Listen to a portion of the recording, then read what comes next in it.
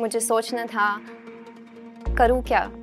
और उस टाइम मैं जीना नहीं चाहती थी। शराब, धूम्रपान, लाइट ड्रग्स भी मैंने ट्राई किया। डिप्रेशन में बहुत थी मैं और हमेशा रोती थी। मुझे इंडिया जाना था। मुझे बहुत डर लगा कि इंडिया कैसे जाऊँ। सब लोग बोलते रहते हैं कि ये गंदा है और लोग भी मतलब करते करते मुझे भगवद गीता मिला है।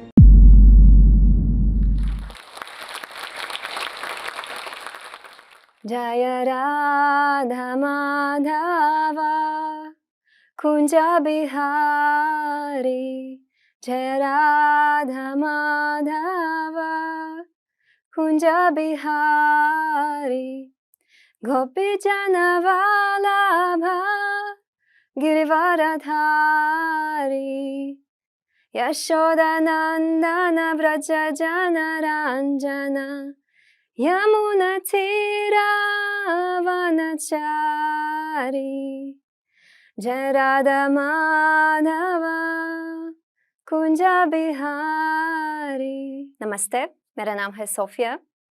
मैं रूस से हूँ और मैं 27 साल की हूँ अभी और मेरा जन्म रूस में हुआ था। और मेरा एक और नाम है सिम्हा। पूरा नाम सिम्हा ह्लादका देवीदासी है। वो ऐसा नाम है जिसमें नरसिम्हा देव है और लक्ष्मी है और ये लक्ष्मी देवी जी का नाम है जो नरसिम्हा-देव के लैब में बैठती है। तो मेरा जन्म रूस में हुआ था और जिम्नास्टिक्स करती थी मैं बचपन से प्रोफेशनली। ओलंपिक गोल्ड मेडलिस्ट बनना चाहते थे जैसे हर कोई चाहता है। तो जब नहीं हुआ तो मैं बहुत दुखी थी पर एकदम बर्दाश्त नहीं हो रहा था मुझसे। मैंने सोचा बस और नहीं ले सकती हूँ ये। मुझे छोड़ना है, कुछ और मैं ढूँढ लूँगी ज़िंदगी में। पर पहले कुछ बुरा मतलब मिला मुझे, जैसे बुरी कंपनी और या शराब, धूम्रपान, ये सब मैंने करना शुरू किया था उस टाइम। और लाइट ड्रग्स भी मैंने ट्राई किया।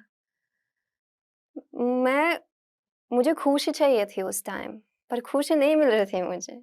मैं भी काफ़ी रोज़ घूमने के लिए जा रहे थे दोस्तों के साथ और काफ़ी पी रहे थे हम और ये बुरी चीज़ पी रहे थे। It was not like expensive something, सस्ता-सस्ता कुछ अल्कोहल, ड्रिंक्स एंड फिर मेरी तबीयत बुरी हो गई। मेरे हालात बहुत बुरे थे उसके बाद क्योंकि मैं टीनेजर थी और अपने शरीर को इतना मतलब इतना बड़ा धोखा दिया मैंने फिर ये बैकफायर हो गया मुझ पर और उस टाइम मैं जीना नहीं चाहती थी क्योंकि इसी हालात में तो कोई जीना नहीं चाहेगा ऑब्वियसली।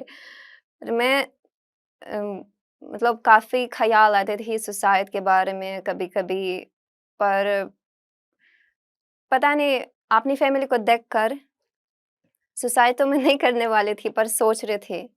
ऐसे डिप्रेशन में बहुत थी मैं और हमेशा रोती थी और किसी को समझ में नहीं आ रहा था। किसी को समझ में नहीं आ रहा था कि वो जवान है, उनका प्रॉब्लम क्या है?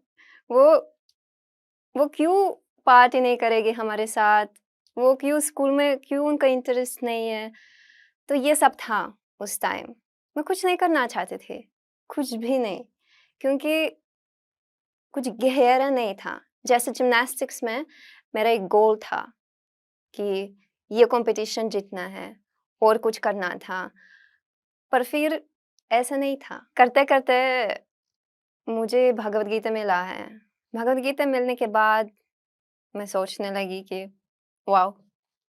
ये तो कुछ मतलब कुछ सीरियस चीज़ है और गहरा भी है। और फिर मुझे एक गुरु मिले हैं इस्कॉन में और उनकी बातें, उनकी कथा मुझे काफ़ी अच्छे लगे और मैंने फ़ैसला लिया कि मैं भी ऐसा लाइफ़स्टाइल फ़ॉलो करूँगी। क्योंकि सब सही लगा मुझे कि vegetarian, no alcohol, no cigarettes and all that मुझे काफ़ी सही लगा उस टाइम। वो सारे स्ट्रगल्स के बाद मुझे काफ़ी सही लगा कि अगर करूँगी तो ये कम से कम सही हो जाएगा। मैं कुछ अच्छी चीज़ करूँगी लाइफ में।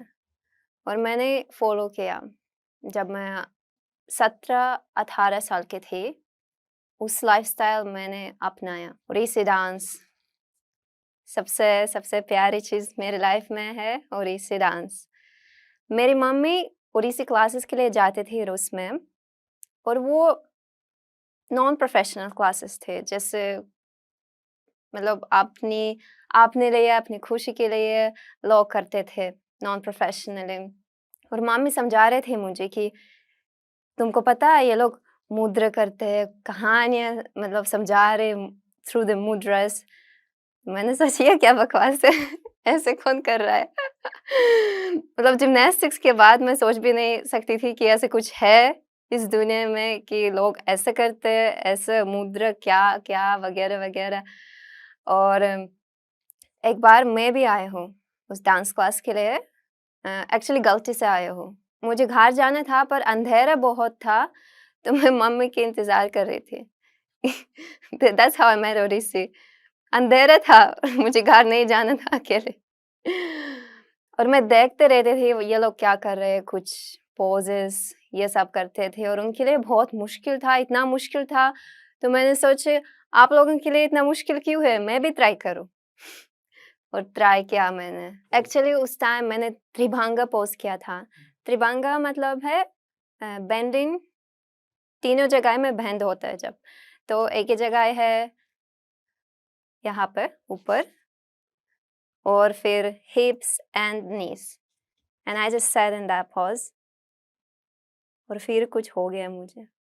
ऐसे कुछ ट्राई किया और कुछ आ गया, कोई ब्लेसिंग आ गया, आशीर्वाद। और एक्चुअली मुझे लगा ये भगवान का नृत्य है।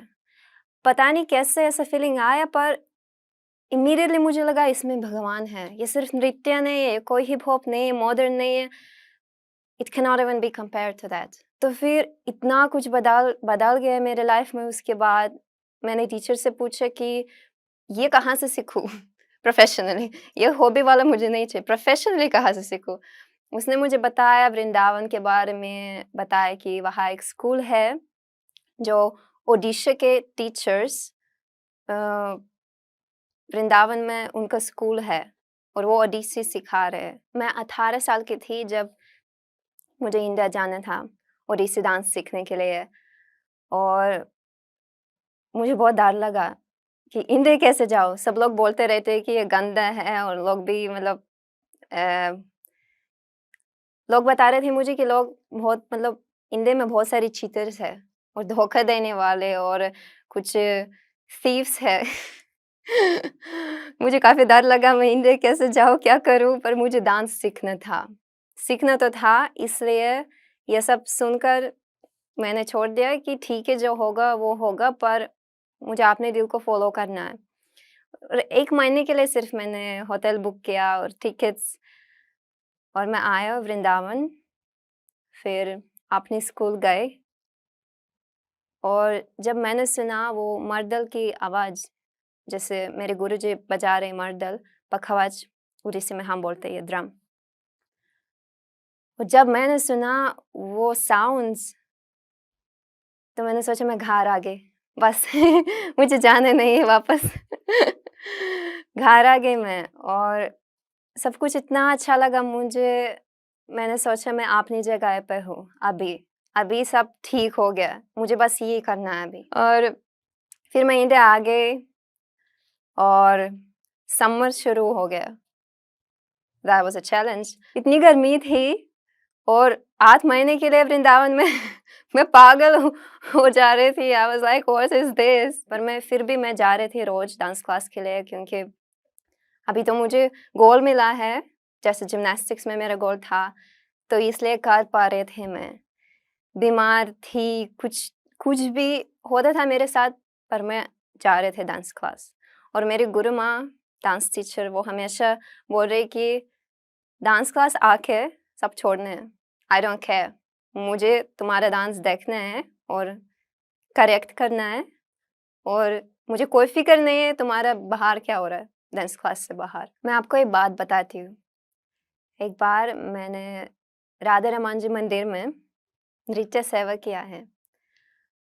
मतलब राधा रमन जी के लिए मैं प्रस्तुत करते थे और मेरा सोलो था, एक गाने का सोलो था, सोलो परफॉर्मेंस। और परफॉर्मेंस ख़त्म करने के बाद एक साधु आए थे मेरे पास और उनको मेरे पैर छूना था। मैं तो डर गई, मतलब आप क्यों ऐसा कर रहे हैं? मैंने पूछा। उसने बोला मुझे कि मुझे राधा रानी दिखते हैं और वो रो रहे थे। मैं एकदम शॉक थी, मुझे पता नहीं था मैं भी क्या करूँ? तो मैंने बोला ठीक है, पर मुझे पता था कि वो मेरे पैर नहीं छून रहे। वो मतलब उनको राधा रानी दिखते हैं, तो उनके मन में राधा रानी है। और ये कितना टचिंग मोमेंट था मेरे लिए। मतलब कुछ सिर्फ डांस नहीं है, अगर किसी को भगवान दिखते हैं उस डांस में, वाह! क्या बात है। तो मतलब ये डांस कुछ हो रहे है। पर अभी मुझे हमेशा हमेशा मालूम है मुझे कि मुझे क्या करना है। मुझे डांस क्लास जाना है, मुझे ये करना है, मुझे वो करना है। एक डांस के साथ मुझे एक कोर मिला है, क्योंकि उस डांस में भगवान है, तो मैं ऐसा फ़ील करती हूँ कि मैं कनेक्टेड हूँ और मेरे कुछ रिस्पॉन्सिबिलिटीज़ है अभी, क्योंकि मैं इंडियन क्लासिकल डांसर हूँ, तो मुझे ये लाइफ़स्टाइल फ़ॉलो करना है और यहाँ मुझे परफ़ॉर्म करना है। इस दुनिया में काफ़ी चीज़ें हैं जो लोगों को नॉर्मल लगते हैं, पर ये नॉर्मल नहीं होते। जैसे शराब पीना, किसने बोला कि ये नॉर्मल है? ये तो अल्कोहल है, ये एक्चुअली पॉइज़न है। पर इसमें खुशी की बात क्या है? हाँ, मतलब एक रात के लिए आपको खुशी मिलेगी, पर फिर सुबह फिर से वो वाला खुशी वो वाली खुशी, ऐसा नहीं होता है। ये ये चीज़ें होते हैं भूल जाने के लिए। तो आप जब कुछ पी रहे हो या धूम्रपान कर रहे हो, तो ये नॉर्मल तो नहीं है। अगर आपको नॉर्मल लगता है तो ठीक है, पर ये नॉर्मल नहीं है। आपको सोचना चाहिए मैं ऐसा क्यों कर रही हूँ? मैं क्या भूल जाना चाहती हूँ? मैं क्या अवॉइड कर रही हूँ? क्योंकि कुछ तो है, कोई वजह है,